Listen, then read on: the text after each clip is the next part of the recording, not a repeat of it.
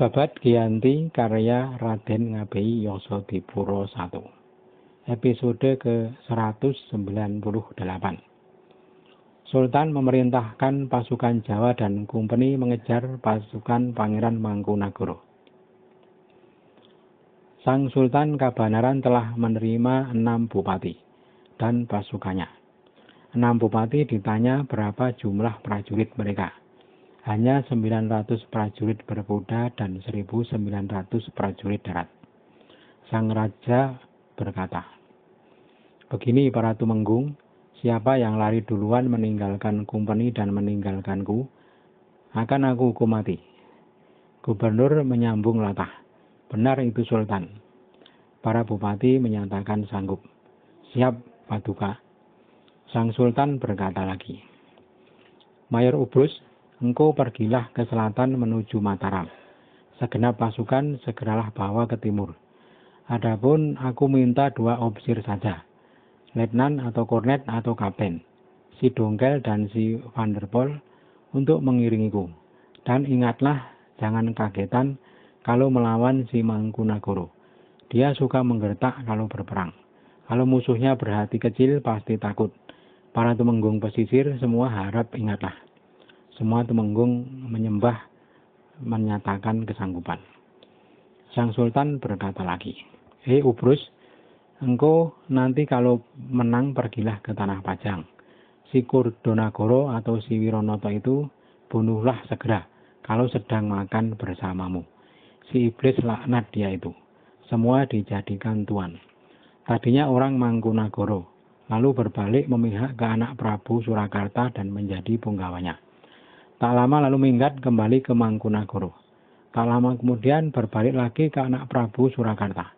Lalu berbalik lagi mengabdi kepadaku. Sungguh itu perbuatan orang bingung. Kalau engkau kelak sudah mencapai Tanah Pajang, orang desa kumpulkan kembali ke anak Prabu Surakarta. Serahkan sebagai jatah makan kuda sejumlah 500 cacah." Mayor Ubrus menyatakan siap mematuhi segala perintah. Sang Sultan berkata kepada Gubernur Semarang, "Gubernur, si Ubrus sebaiknya segera berangkat sekarang, agar segera bisa bertempur dengan musuh. Jangan sampai terlena." Gubernur Harting setuju saja. Ubrus segera berangkat bersama pasukannya. Sesampainya di Semarang hanya berhenti semalam. Paginya berangkat menuju Barisan Secang. Mayor Ubrus lalu memerintahkan tumenggung Yudonagoro Banyumas untuk bersiaga perang dan bergabung ke Gunung Gamping. Serdadu Kumpeni di Paglen juga disuruh bergabung semua ke Gunung Gamping. Paglen hanya dijaga oleh tumenggung Arung Pinang. Kapten Market tetap berjaga dengan 25 serdadu. Barisan tumenggung Mangkudirjo di Gowong masih berdiri sendiri sebagai punggawa Raja Kabanaran. Mayor Ubrus lalu mengirim surat pemberitahuan kepada Mangkudirjo bahwa Sunan Kabanaran sudah berdamai dengan Kumpeni dan sekarang sudah dinobatkan sebagai Sultan. Sisa pasukannya diperintahkan bergabung ke Secang. Mangkudirjo segera menjalankan perintah dan sudah bergabung ke pasukan di Barisan Secang. Dari Secang kemudian berangkat ke Mataram. Di Kedu hanya tinggal para mantri dan 12 kumpeni yang berjaga dengan pimpinan seorang sersan. Mayor Ubrus sudah sampai di markas kumpeni di Gunung Gamping. 2 hari kemudian tumenggung Yudonagoro Banyumas datang. Sudah berkumpul pasukan sangat besar di Gunung Gamping. Pasukan garis depan Mangkunagaran mundur karena melihat besarnya musuh. Ada seorang mantri yang melapor kepada Pangeran Mangkunagara bahwa sekarang sedang berlangsung pertemuan antara sang ayah dengan Gubernur Semarang di desa Padagangan. Mereka sudah sepakat akan memberangkatkan pasukan ke Mataram. Paduka akan digempur oleh 2 kekuatan itu. Makanya pasukan berdatangan dalam jumlah besar ke barisan Gunung Gamping. Beritanya ada 1.000 serdadu Kumpeni, 800 Bugis Bali dan banyak pasukan para bupati telah berkumpul untuk memulai perang. Ayah Paduka punya kesanggupan memusnahkan Paduka dalam perang. Sekarang pasukan ayah Paduka semakin bertambah. Apalagi ditambah dengan serdadu Kumpeni sejumlah 300 dan juga para adipati pesisir sudah dikerahkan. Sudah berjanji akan berperang sampai hancur. Demikian laporan si mantri. Pangeran Mangkunagara mendengar menjadi sangat bingung hatinya. Agak menyesal dalam hati karena telah memanfaatkan situasi. Pikirnya walau musuh di Gunung Gamping banyak, tetapi lebih ringan karena tidak ada kiai. Sedang musuh dari utara walau sedikit serdadu kumpeninya, tetapi ada kiai di sana. Enaknya mundur saja ke markas Sumorejo. Jadilah pagi harinya pasukan Mangkunagara berangkat ke Sumorejo.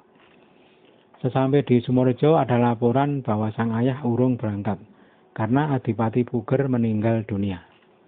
Pangeran berpikir untuk lebih baik mendahului menyerang. Mumpung kiai sedang kerepotan. Prajurit sandi dari sang sultan mendengar rencana itu, lalu berjalan siang dan malam untuk melapor ke markas padagangan bahwa musuh akan mendahului memukul. Sang sultan setelah mendengar laporan prajurit sandi segera memindahkan markas ke Candi Puser. Gubernur ikut serta. Sudah 4 hari gubernur bersama sang sultan mematangkan kesepakatan. Ada beberapa hal yang dibicarakan, yakni banyak abdi Sultan Kabanaran yang berasal dari pelarian Kumbeni. Menurut aturan yang seperti itu dihukum mati. Tetapi karena sudah lama mengabdi, Sultan meminta agar hal itu diabaikan dari pembicaraan. Gubernur setuju atas permintaan Sultan itu tersebut.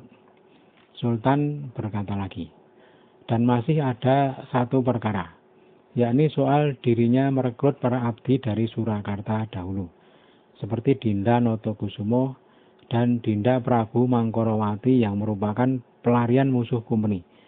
Segala dosanya jangan lagi dibicarakan. Gubernur berkata, kalau soal Sultan Banten, serahkan kepada ayah paduka Tuan Sarip Ibrahim agar dibawa ke Betawi. Sultan menjawab pelan. Soal itu dulu belum sempat dibicarakan, karena waktu itu Sultan Banten sedang sakit.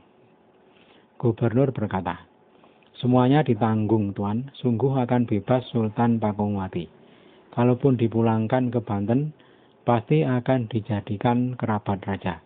Pasti akan ingat bahwa lurahnya sudah berdamai dengan Kumbeni. Dulu zaman lupa, sekarang sudah zaman ingat. Kumbeni sangat bersyukur. Setelah selesai pembicaraan, seorang mantri garis depan memberitahu bahwa pasukan Pangeran Mangkunagara datang. Tadi malam sudah bermarkas di Serang. Sepertinya nanti akan sampai di sini. Pasukannya besar layaknya aliran samudera. Sultan berkata kepada gubernur, tunggulah sebentar. Sultan lalu turun dan gubernur masih duduk di kursi. Sultan bersegera menuju ke depan menata barisan. Para bupati ditempatkan di sayap, para prajurit dalam berada di dada. Sepak terjang Sultan tangkas dan cekatan. Gubernur menggeleng-gelengkan kepala. Memang pantas menjadi prajurit pilihan, kata gubernur. Sang Sultan kembali ke tempat duduknya. Tak lama ada prajurit pengintai yang melapor bahwa musuh tidak jadi mendekat. Sekarang mereka bermarkas di Selo. Sang Sultan berkata, Gubernur pulanglah ke Semarang. Dinda Pakuningrat ikut saudara. Juga Sing Abdul Wahid. Sekarang aku beri nama Ngabei Cokrokarti dan aku angkat sebagai lurah dari 15 orang. Kelak kalau selamat dan ada sisa umur, segera adakan pertemuan dengan anak Prabu Surakarta. Janganlah lama, segeralah berangkat ke Semarang. Jangan berpisah dengan Dinda Pakuningrat. Gubernur berpamitan dan berangkulan dengan Sang Sultan. Sang Prabu Pakungwati disertakan ke Semarang. Ketika berpisah, kedua Sultan sangat bersedih. Gubernur bersalaman dan segera berangkat dari Candi Puser. Pangeran Pakuningrat dan Ngabei Cokrokarti ikut serta. Juga Sultan Banten Prabu Pakungwati yang akan diserahkan kepada Tuan Sarip Besar. Permintaannya agar Tuan Sarip memohon kepada Gubernur Jenderal supaya Sultan Banten dipulangkan sebagai kerabat raja. Tidak berpikir untuk menjadi sultan, karena ingat sebagai sesama saudara. Sepulang ke Semarang, Gubernur dan Pangeran Pakuningrat menemui Tuan Sarip Besar. Gubernur melaporkan secara rinci hasil pertemuan dengan Sunan Mangkubumi. Juga meminta restu akan maju perang memusnahkan musuh yang mengganggu keamanan tanah Jawa. Tuan Syarif ketika mendengar sang putra akan maju perang, segera berdiri mendoakan sang putra. Gubernur berkata, "Berkah dan restu Tuan mendoakan sang putra yang akan maju berperang. Mangkubumi selamat dalam menjalani perang. Putra Tuan pantas menjadi prajurit pilihan. Mangkubumi dari postur dan pembawaan serta dari pengetahuan gelar perang sudah paripurna." Tuan Syarif besar suka hati karena Kumpeni memuji sang putra. Gubernur lalu menyampaikan permintaan agar Tubagus Buang diserahkan kepada Gubernur Jenderal dan dikembalikan kedudukannya di Banten seperti dulu sebagai kerabat raja. Tuan Syarif mengangguk tanda setuju. Lebih baik sekarang ingat kepada Tuhan yang Maha Agung. Kalau terus berperang akan membuat susah orang banyak.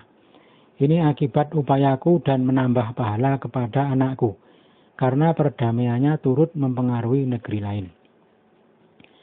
Setelah pembicaraan selesai, Gubernur dan Pangeran Pakuningrat minta pamit.